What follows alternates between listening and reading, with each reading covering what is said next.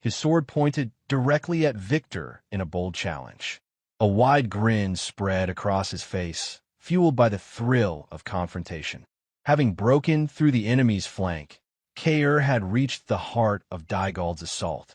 Upon spotting the strongest opponent in their ranks, he could not resist the urge to call him. With ferocious vigor, Kair charged forward on his horse. Despite knowing that Victor was stronger than him, there was no fear on Kair's face, only reckless excitement. His opponent remained calm and collected, observing the redhead charging at him with his sword poised for attack, seemingly unfazed by the mercenary's intense approach. Victor shifted his horse slightly, scoffing at Kair, who charged at him at full speed. As a high-level knight, Victor had mastered the art of fighting atop a horse. His movements were fluid, calculated, and precise. His horse responded to each of his commands with a seamless rhythm, making him appear untouchable. As Kair drew near, Victor's horse kicked Kair's. A mercenary driven by sheer instinct, Kair had missed his first attempt to land a blow as Victor rotated his horse after delivering the swift kick. Despite Kair's years of combat experience, the simple maneuver had thrown him off balance, but his instincts were sharp, and he quickly regained his footing. Victor immediately followed up with a sword strike aimed at Kair's neck. Kair noticed the sword coming. The speed of Victor's attack left no room for Kair to defend, and the mercenary realized just how outmatched he was in this duel. With no way to defend, Kair leapt from his horse, letting the sword strike sever the horse's neck. The steed collapsed, but Kair's focus remained entirely on his opponent. Though he had been outplayed fighting atop a horse, his resolve remained strong, and he refused to retreat. As he descended, Kair pulled his sword back and prepared to strike down with all his might. Meanwhile, Victor stood his ground, still atop his steed, ready to face whatever attack the redhead might throw his way with his unnerving focus. In quick succession, Kair delivered 2 sword strikes imbued with his mana, each more powerful than the last, toward his opponent. Victor easily parried both with practiced ease, his sword moving with minimal effort, as if the redhead's attacks were no more than a nuisance. But Kair wasn't finished. Gritting his teeth, he brought his sword down once more, this time with more powerful strike, carrying his momentum and mana. The attack was swift and filled with raw strength, but Victor raised his sword, prepared to block it casually. His demeanor was one of complete confidence, showing how little he regarded Kair as a worthy opponent. Kair cursed inwardly. He knew that fighting atop a horse made it harder for a knight to move, but despite his speed, his attacks were easily blocked by Victor. Kair's strikes had no effect, and his momentum faltered with every failed attempt. Victor deflected Kair's sword strike with ease, spinning his sword to dissipate the attack's momentum. Victor anticipated Kair's next move, reading the mercenary's body language and movements. He swiftly pulled back his sword, preparing for a counterattack. He had seen enough of Kair's kind to know what was coming. Pathetic mercenaries who thought they were strong, but they only swung their swords wildly, thinking that instinct alone could win them the battle. Now it was Victor's turn. With a smooth arc, he brought his sword down, swift and deadly, intending to finish the battle with a decisive blow. Before Kair could even land on his feet, he raised his sword in a desperate attempt to defend himself. He had been briefed on his opponent's strength, but nothing could have prepared him for the overwhelming power of the high-level knight. The moment their swords collided, Kair felt the full weight of Victor's strength behind the strike. When their swords clashed, their mana collided as well. Kair's blade met Victor's, but it was no match for the sharpness and power of Victor's swordsmanship. The shock of the collision ran through Kair's arm, down to his whole body, as he still not yet regained his footing. Victor's mana-imbued sword cut clean through Kair's with uncanny sharpness. The impact left Kair reeling, his sword strikes losing momentum the moment they were blocked. It was clear to him now that he had no way of winning this fight. A sharp, searing pain surged through Kair's body as Victor's sword sliced through his shoulder. The redhead's ferocity, once fierce and unrelenting, was subdued by Victor's precision and surgical movements. His body trembled as he realized that he was no match for Victor. Still atop his horse, Victor looked down at Kair with mockery in his eyes. He couldn't help but feel a sense of superiority as he saw the redhead's resolve crumble. There was nothing easier to handle than a beast swinging wildly on instinct, and despite all his ferocity, Kair had proven no different from the others. Kair screeched on the ground after Victor struck and mocked him. Victor stood silently, appearing as if he were a noble knight, radiating confidence and composure, the very image of authority. Through labored breath, Kair cursed inside his mind. After the few exchanges of sword strikes earlier, he now fully realized how real Victor's strength was. It was exactly as Ghislain had explained to him before the charge on the flank. Ghislain had revealed that there was a high-level knight among Dygald's ranks, a knight named Victor, who was Desmond's hidden trump card. One among many, Desmond County stayed behind the shadows, targeting Perdium, had sent Victor to ensure their defeat. Kair had asked if Victor was stronger than the Perdium young lord. Ghislain had responded curtly, stating that Victor would be the strongest opponent Kair had ever faced, aside from Ghislain himself, who had once beaten him senseless in the Moriana recognition. Ghislain had elaborated that Victor was using Dygald's sheer numbers to force Perdium's focus onto defending the walls. Once their attention was diverted, Victor would break through the gates and launch a full assault. Ghislain had read the situation perfectly, preparing thoroughly by placing Vanessa at the castle to initiate their plan. However, Ghislain had also warned that if Victor entered the castle through the gate, the entire plan could fall apart. He had entrusted Kair with the responsibility to hold Victor off until Vanessa was ready to unleash a secret concoction of destruction upon Dygald's forces. With a broken sword tightly clutched in his right hand, Kair held his wound to prevent it from bleeding. He had accepted the responsibility to hold Victor off until the timid mage of Perdium Estate was ready. Despite the hopeless battle they faced, Kair had remained, fighting for Perdium. Even though Kair was a mercenary fighting in a losing battle, his eyes glinted with lethal intent as he steeled himself, recalling Ghislain's words, urging him to hold the strongest knight in Dygald's ranks. Victor loomed above him, taller and more menacing now that Kair had knelt, clutching his wound like a wounded beast being hunted. For a moment, Kair felt as if nothing in the world seemed more dangerous than the man before him. Yet Kair shifted his grip on his broken sword. Just as the blade gleamed with mana, a laugh escaped Kair's lips. His expression lit up with excitement, defiance burning in his eyes. He hurled an insult toward Victor, telling him to at least be beatable. Despite his current predicament, he jested, trying to suppress the blood flowing from his wound, unwilling to let it slow him down. Meanwhile, the battle on the wall raged on. Dygald's forces seemed to remain unyielding, despite the Perdium young lord and his army of mercenaries joining the fray. At the rear of Dygald's camp, Gillian was locked in battle with the mysterious second in command. Repeatedly, Gillian swung his massive, bloodied, long-handled axe toward his opponent, yet he still failed to break through the knight's defense. His opponent, Adon, raised his shield to block every attack, swinging his sword only when an opportunity presented itself. Count Dygald, standing behind the battle, exclaimed Adon's name in praise, his admiration for the knight evident. One of his retainers quickly intervened, urging the count to get back, warning him that he would be caught in the battle if he didn't move. Meanwhile, the mercenaries continued to tear through Dygald's support line. Much like Kair and Gillian, their loyalty to Ghislain had grown. They fought with seemingly unrestrained fury for Perdium, determined to hold their ground against the enemy's superior numbers. Trading blows with Adon, the sound of their weapons clashing rang out clearly across the battlefield.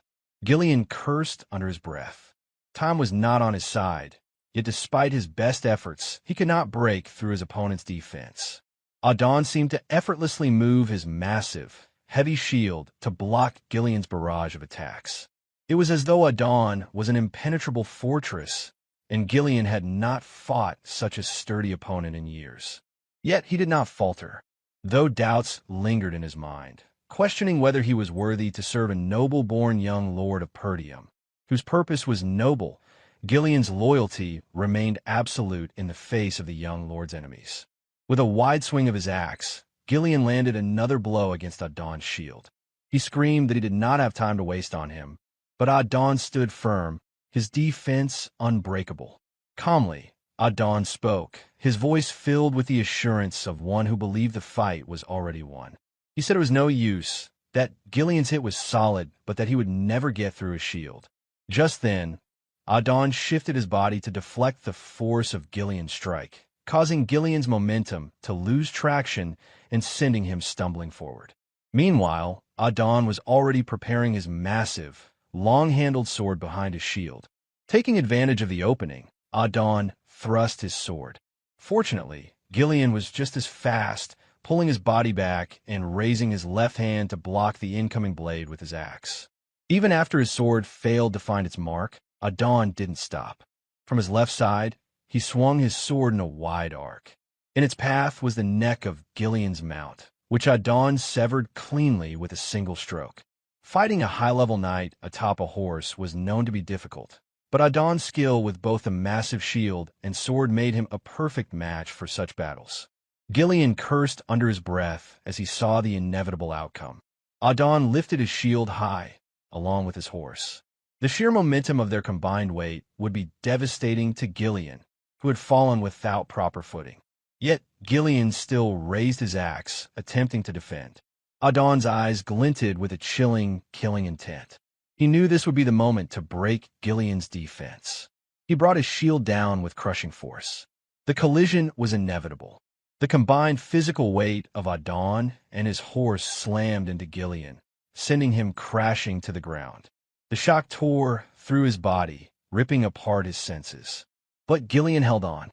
He knew that if he fell here, a tremendous danger would befall the Perdium estate, a place that sheltered his daughter Rachel, who had found comfort befriending Elena, the young lady of Perdium.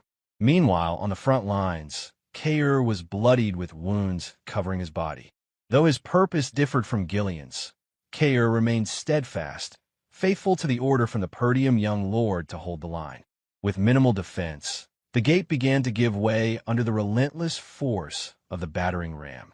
With a final hit, the gate flew off its hinges, leaving it wide open for Dygald's soldiers to charge. Compared to the incoming forces that would soon swarm the castle, the Perdium defense seemed pathetic. A wave of terror washed over those inside. Walter, Randolph, and Scoven were already at their limit, defending the walls. No one had the strength to hold against the new line of attack that was sure to come. Victor turned his gaze and saw that the time had come for him to finish the war. Ghislain stood silently, having done everything he could. Kair was on the front lines holding off Victor, while Gillian rampaged through Dygald's rear, spreading chaos. Lastly, Vanessa, the newly realized 5th Circle mage with a meager mana reserve comparable to that of a 1st Circle novice mage, was tasked with using her talent to destroy Dygald's forces with a massive explosion of power. Despite the seemingly impossible tasks at hand, Ghislain had placed his complete trust in these individuals. Inside the castle, Vanessa had absorbed the mana from the other mages who acted as mana reserves for her, concentrating her entire being on controlling the raging mana that wasn't her own. When the gate was breached, Alpoi, barely holding on to any energy, screamed toward Vanessa, urging her to act. He shouted, telling her that the gate had been breached and that she was draining their mana. She needed to do something already. A shimmering light glimmered in Vanessa's eyes as she responded, telling him that she only needed just a little more. There was no trace of doubt in her voice as she reassured him that she could do what was asked of her. Outside the gate, Victor raised his sword high, barking orders for all units to begin the full assault now that the gate had been opened. With a new breach in Perdium's defense, Dygald's heavy infantry were the first to surge forward, rushing toward the gate like a swarm of ants. Before departing, Victor called to one of his aides, instructing him to bring Count Dygald to the front line. He explained that he would deal with Perdium's commander. However, Victor did not yet know that Ghislain was the black-armored knight who had been running rampant within Dygald's ranks. He still believed that the knight was Walter. Meanwhile, breathing heavily from their previous clash, Kair stood defiant. His body was covered in blood, both fresh and still pouring from his wounds. He raised his broken sword, channeling every bit of mana he could muster into it. Frustration began to cloud his movements, making them more sloppy, but his gaze remained sharp, like that of a beast. Victor asked if he was Kair, confirming his identity. He then continued, saying that at Kair's level, he should know where it was worth dying and where it wasn't. He questioned why Kair kept charging toward an opponent he couldn't defeat. Meanwhile, Adon, who was dealing with Gillian in the rear, shared the same sentiment. He remarked that Perdium's gate had already been breached and that the side Gillian had chosen had already lost. Victor spoke to Kair about the bold surprise attack Kair had launched. He acknowledged that while it had been unexpected, the outcome would remain the same because of the sheer difference in numbers. Speaking to Gillian, Adon expressed that filling his elite strike team with worthless mercenaries was the mistake that doomed Perdium Estate. He emphasized that their discipline couldn't compare to Dygald's. Victor added that a mercenary should know when to retreat if the odds turn against them. Adon echoed the sentiment, stating that no matter how skilled someone was, they could never defeat a well-trained soldier or knight. The two warriors shared similar words, each telling Kair and Gillian that they had nothing worth dying for in this war. Standing firm, Kair chuckled, asking what it mattered if that were true. He declared that his life was his own, and none of them would have a say in it. Kair and Gillian had different purposes in this war. Kair hated losing more than anyone else, while Gillian was determined to lay down his life for his young lord. Their eyes gleamed with the lethal ferocity of beasts, both knowing that on the battlefield, there was only victory or defeat. Mercenary or knight, it didn't matter. Despite the great distance between them, Kair and Gillian charged toward their respective opponents. Each of their steps felt heavy, yet neither yielded to the pain that tore at their minds.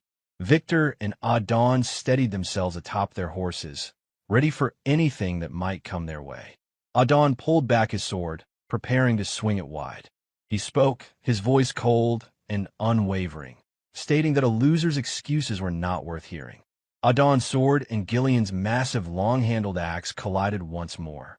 This time, however, Gillian adjusted his angle ever so slightly, so that only their handles would meet, ducking low to avoid the sword's blade.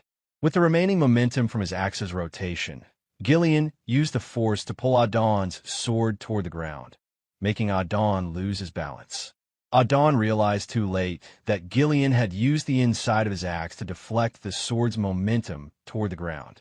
In that brief lapse, Gillian quickly brought his axe upward, the sound of their weapons' handles screeching in the air.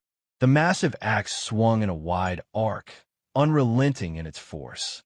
Unfortunately, Adon had already abandoned his sword and raised a shield to defend himself. Still, Gillian's strike severed the neck of Adon's horse. With a loud thud, Adon fell from his horse, his towering figure crashing to the ground. He cursed loudly, calling Gillian a lowly mercenary, his voice filled with fury and disbelief. Adon had always been the one delivering violence, but never had he found himself on the receiving end. Now, Gillian's figure loomed before him, the axe poised for a vertical swing. Gillian's eyes gleamed with unrelenting fury. He was ready to break anything that dared to harm his young lord. Gillian's axe collided with Adon's shield. Despite Adon's embarrassing state, his defense remained as solid as ever, testament to his status as a high-level knight. But Gillian knew better. He spoke calmly, asserting that no matter how solid the defense was, there was always a gap. He pulled a sword from the sheath at his back and proclaimed that he had given his life as a weapon for Perdium's young lord. His sole existence was to bring him victory. Gillian raised his sword high, pulling it back before thrusting it toward Adon, who had been unable to move after falling from his horse. Through the slit in Adon's helmet, Adon could see the unrelenting force that had driven Gillian to attempt such a daring ambush in the midst of Dygald's camp, refusing to back down even in the face of a high-level knight. And through the same slit in Adon's helmet, Gillian's sword found its mark. Blood sprayed as if Adon's head were a ripe tomato being burst with a sharp bite. Meanwhile, in front of the gate, Kair charged toward Victor. Despite his battered state, he showed no hesitation in his movements. Inwardly, Kair knew that Victor was far stronger than him, and he knew well that even attempting to stand against such an opponent might cost him his life. But Gislin's order echoed clearly in his mind, for him to tie down Victor until Vanessa was ready.